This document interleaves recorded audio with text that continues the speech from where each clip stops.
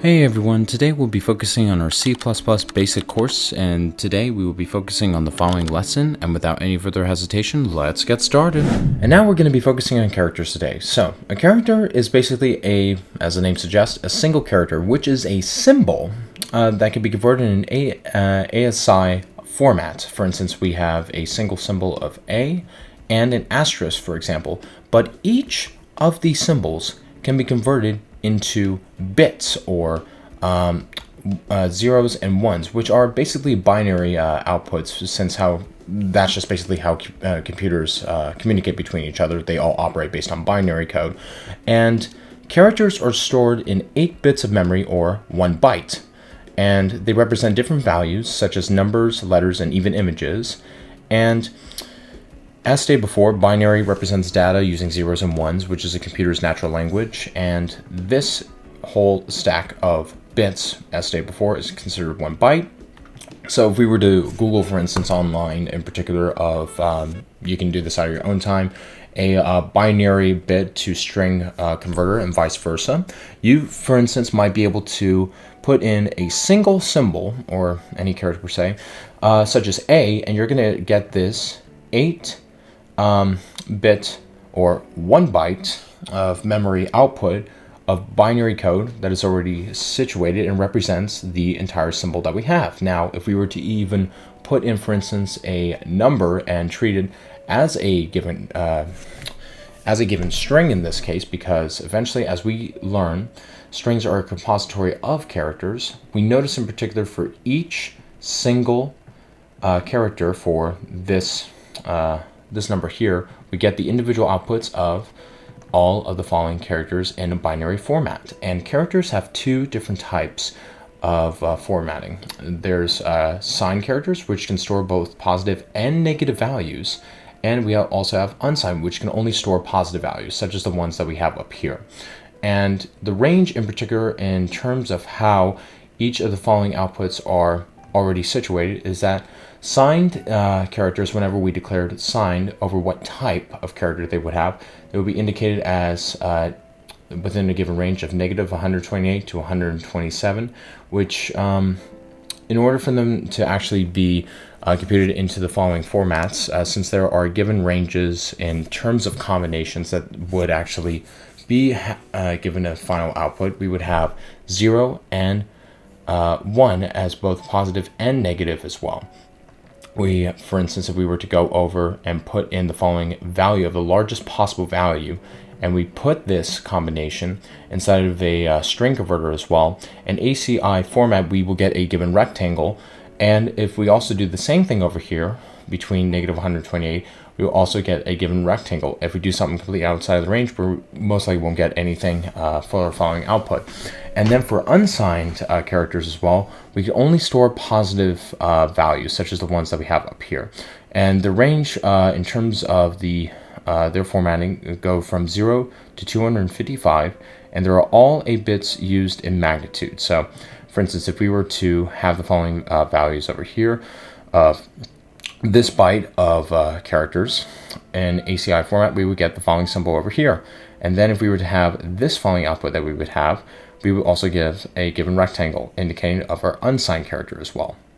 Now let's go over and focus on building out a character function so we know exactly how characters are actually outputted as well. So going down and continuing from what we've already built, what we'll be doing is that we'll have character, process, character, and then I'm going to declare inside of our parameter car input car, and then we are going to check if the character is within the signed cars range between 0 to 127.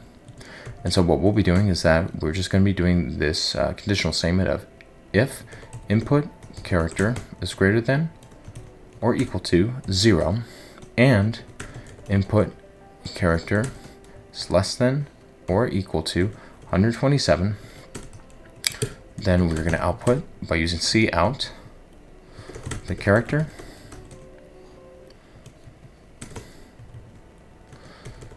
put character over here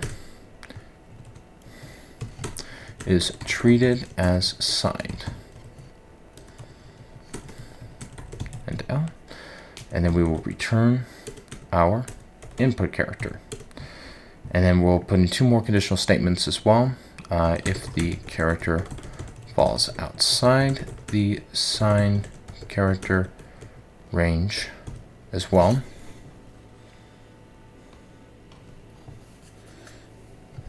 then what we'll have is that we're just going to have this statement over here, cout, the character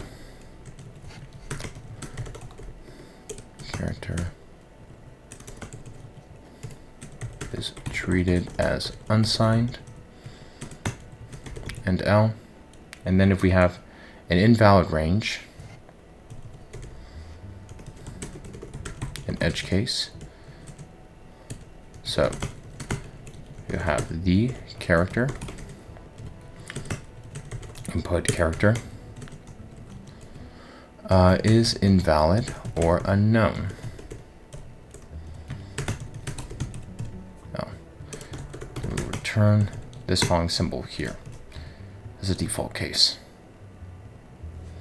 There we go. So we have our following return statement that we have based on our parameter that we've already stated, and this is a character function. Now let's go down into our main and build out our character function example like we have done already previously. So what we'll be doing is that we'll have character input character cout, enter a single character to process,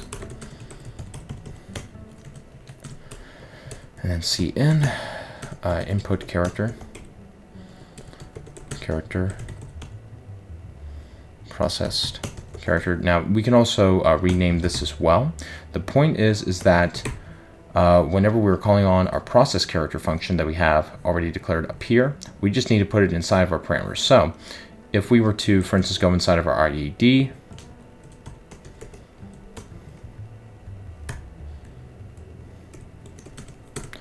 first off, we have to declare exactly what our process character function should be called inside of our main. And then what we'll be doing is that we're going to call upon our function now, and then we're going to put this one here, a character we declared inside of our main function as well. Let me just put this down. And then we're going to have cout processed character processed character function format /n/n. All right, so make sure that our syntax is fully correct as well, that we know exactly what we're outputting and we're calling upon the right function as well. Process character over here. And build this out. All right. And now we're going to run this. So we're going back on our doubles for what we have done. Doubles are specific numbers in particular that can be used for decimal places, right over here. So if we put 12.5, we get the following output. And now we are focusing on our integer functions as well. So I will put down 5 and 2 as an example. And the following number sum and differences are 7 and 3. And then we are going into integers whenever we divide. We are expected to get whole numbers as well. So if I put 9 and 3, we're expected 3. Now if I were to put 9 and 2 for division by double, we would get 4.5 exactly. And now we will be focusing on a character. So what we'll be doing is that if I were to, for instance, put in A over here,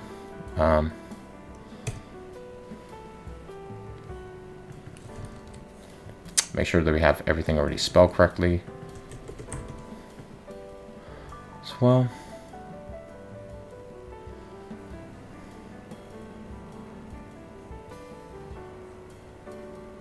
And yes, we'll just format everything. 3, enter. So divide, 9 and 3, and then enter the double. Divide 9 and 2, and single character process A. Yes, and the character A is treated as signed because, as we have known from our notes in characters, is that a signed value can store both positive and negative values, and we already have our following positive value that we already have indicated by the 0 that is already up here to start with, and we also are able to put in negative values as well that are in binary format that could start with 1, since we already know in particular based on our notes that 0s and 1s are treated as positive or negative values as well for our following binary outputs. And so yes, this was dealing with characters, and now let's head over to our next part to focus on strings. Hey everyone, thank you very much for taking time to watch this video. If you found this video helpful, be sure to feel free and please like and subscribe. And if you have any other questions as well, feel free to put it in the comments section. And as always, take care. Cheers. Bye-bye.